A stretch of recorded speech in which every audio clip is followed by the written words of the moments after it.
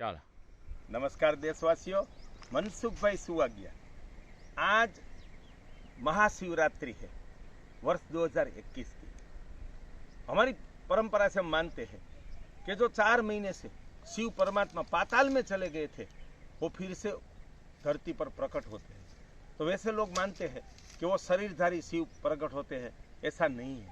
प्रकट निश्चित होते हैं। कैसे होते हैं उनका जो मुझे आत्मदर्शन हुआ है, और गोवेद के एक प्रकरण में मैंने वो लिखा है, वसंत नाम का प्रकरण, वो मैं आपके सामने रखना चाहता हूँ। प्रकृति दर्शन के मुताबिक शिशिर की सर्दी की मौसम में सकल जीव सृष्टि का प्राण सुसुप्त हो जाता है। सभी वृक्ष, जंगल के वृक्षों के पत्तियां नीचे गिर जाती है, जड़ जाती है, वृक्ष सूखे हो जाते हैं। जैसे ऐसा लगता है कि वृक्ष सूख गए हैं। यूरोप में तो बिल्कुल सूखे हो जाते हैं। और जो पंच महाभूत है उनका प्राण भी सुसुप्त हो जाता है। गर्मी कम हो जाती है सूर्य की, जल स्थिर हो जाता है, और वायु है ना वो सूख जाता है।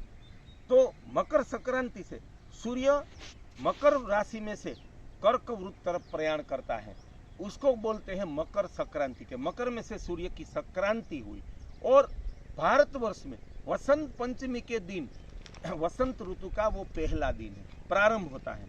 वैसे वर्षा ऋतु का प्रारंभ शुरू में हो जाता है, एक बारिश आके चली जाती है, बाद में बारिश जम के आती है, तब हम बोलते हैं कि अब वर्षा ऋतु पूर्ण रूप से बैठ गई है, छा गई है। उसी तरह मुझे आत्मदर्शन हुआ कि वसंत पंचमी से प्रारंभ होकर महाशिवरात्रि की मध्य रात्रि को भारतवर्ष में वसंत का पूर्ण आगमन होता है। पूर्ण आगमन का प्रमाण तो उनके साथ परम चेतना सकल सजीव निर्जीव प्रकृति में छा जाती है, उनका मैं आपको प्रमाण दूं। सूर्य की गर्मी बढ़ती है, उनकी वजह से समंदर का जल तेज गर्म होता है, गर्म होकर उसमें से भाप बनती है, वो आकाश में जाती है, बाद में ही वर्षा होती है। तो वर्षा आती है, उनका प्राकट्य, उनका प्रारंभ वसंत से होता है। और जैसे वो समंदर का जलाशयों का पानी गर्म हुआ, उसके साथ ही वायु में नमी, जिसको हम भेज बोलते हैं, वो भेज आ जाता है। तो 3 प्रकृति में का प्राण संचार हुआ। सूर्य, अग्नि का, वायु में भेज आ गया, और वातावरण का। उनकी वजह से जो बिल्कुल सूखी धरती है, यहाँ मान लो हम 300 फीट का बोरिंग करेंगे, एक बूंद पानी नहीं आएगी। कल हम और रेदू भाई मध्य प्रदेश की झामली की आगे की पहाड़ियों में गए थे, तो बिल्कुल नंगे पहाड़ सूखे थे। वहां मान लो 300 फीट बोरिंग करें, एक बूंद पानी ना मिले। वहां सीताफल के वृक्ष पहाड़ों में कोई जगह थे, उसमें नए पत्ते लग गए थे, उसमें फूल भी थे। वो देखकर मैंने रेदू भाई को बताया कि यहाँ बिल्कुल 300 फीट धरती में पानी नहीं है। तो और जैसे ये पौधा ऐसे खिला हो जिसे उनको हर रोज कोई पानी पिलाता हो, तो वो कैसे खिला? तो वो प्रकृति की वजह से। उसने वायु में से भेज ले लिया, हवा उनके लिए सुयोग्य होगी, सूर्य की गर्मी सुयोग्य होगी। तो उसी के कारण हमारे पलाश में, सेमड़ा के वृक्ष में, जंगल के ऐसे कई वृक्ष है, उसमें फूल लग जाते हैं। आम्र वृक्ष और कड़ाइया, रोहिणी वृक्ष, उसमें मंजरी लग जाती है।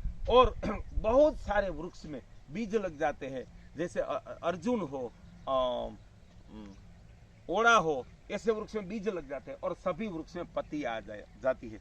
तो उसी तरह वसंत ऋतु से प्रारंभ करके महाशिवरात्रि के समय में सकल प्रकृति में प्राण संचार होता है। तो हमारे वेदों में, उपनिषद में मैंने उनका अध्ययन किया, उसमें कहा है कि परमात्मा कहाँ है, तो कि पंच महाभूत में धरती, जल, वायु, अग्नि, आकाश में समाया है।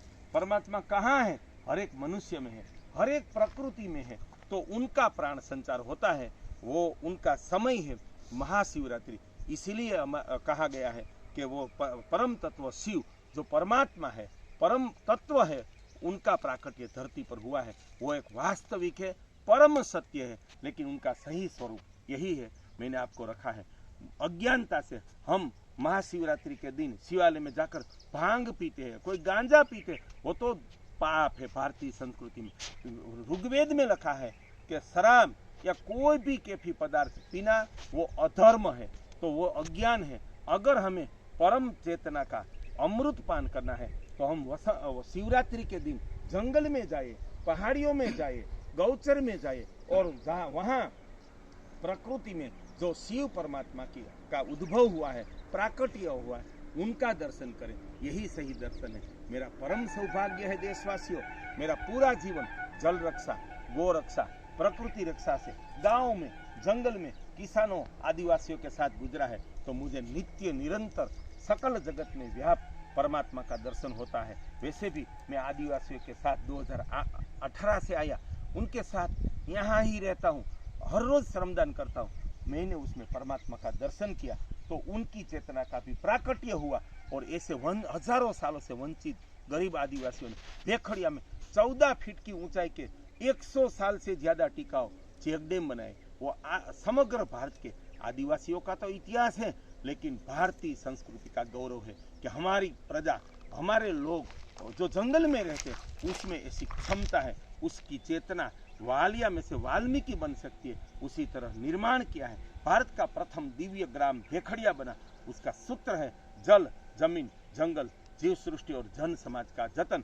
जो पांचों में परमात्मा छाया है, उनका हम रक्षण करें, उनका उत्थान करें। तो देशवासियों, यही सही प्रकृति भक्ति है, यह सही संस्कृति भक्ति है, यह सही राष्ट्र भक्ति है। मेरा परम सौभाग्य है कि निजी स्वार्थ, ज्ञाति, जाति, संप्रदाय, व्यक्ति पूजा से उठकर मुझे ऐसा जीवन जीने का, ऐसा कर्म करने का मौका मिला। चलो हम सब मिलकर प्रकृति भक्ति की उपासना करें, हमारी संस्कृति की उपासना करें। हजारों वर्ष से वंचित हमारे आत्मी जिसमें परमात्मा है, ऐसे आदिवासियों, दलितों, गोपालकों, उनका उत्थान करें और भारत को स्वर्ण भूमि राष्ट्र बनाए। आप भेखड़िया आइए, जामली आइए, इस प्रकृति का दर्शन करें और ये ईश्वरी कार्य के साथ जुड़ जाइए, अपने आत्मा को जोड़े। मुझे परमात्मा की प्राप्ति हुई, आपको भी परमात्मा की प्राप्ति होगी, वो मेरी श्रद्धा है। आपके मनसुख भाई सुवाग्या।